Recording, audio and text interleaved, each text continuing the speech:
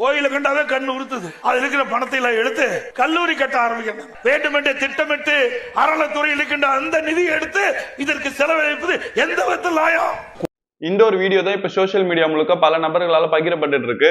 தமிழ்நாட்டோட முன்னாள் முதலமைச்சர் எடப்பாடி பழனிசாமி அவங்க திமுக அரசாங்கம் அறநிலைத்துறைக்கு, அதாவது கோவிலுக்கு வரக்கூடிய வருமானத்தை எடுத்து கல்லூரிகள் கட்டிக்கிட்டு இருக்காங்க அப்படிங்கிற மாதிரியான ஒரு கருத்தை சொல்லியிருக்காரு. ஆனா இப்படி கோவிலுடைய பணத்தை எடுத்து கல்லூரிகள் கட்டுறது அப்படிங்கிறது திமுக ஆட்சியில மட்டும் கிடையாது. காமராஜருடைய ஆட்சி காலத்துல இருந்து கடைசியா முதலமைச்சரா இருந்த இந்த எடப்பாடி பழனிசாமி அவங்களுடைய ஆட்சி காலம் வரைக்கும் இருக்கதான் செய்யுது.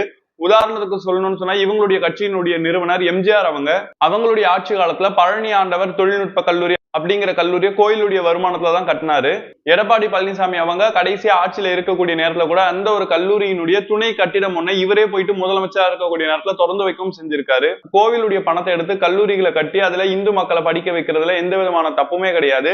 அறநிலைத்துறை அப்படிங்கிறது அரசாங்கத்துக்கு கீழே இருக்கக்கூடாதுன்னு சொல்லிட்டு பாஜக தொடர்ச்சியாக பேசிக்கிட்டே இருந்தாங்க. அறநிலைத்துறை நான் ஆட்சிக்கு வந்தா நீக்கிருவேன்னு சொல்லிட்டு எல்லாம் தமிழ்நாட்டினுடைய முன்னாள் பாஜக தலைவர் அண்ணாமலை சொல்லியிருந்தாரு. இன்னைக்கு பாஜகவினுடைய குரலாக எடப்பாடி பழனிசாமி இருக்கிறாரு. இதை நீங்க எப்படி பாக்குறீங்கன்றதை கீழே மறக்காம கமெண்ட் பண்ணுங்க. பேச்சு சங்கிக்க கூட இருந்தா அப்படிதான் பேசுவாங்க.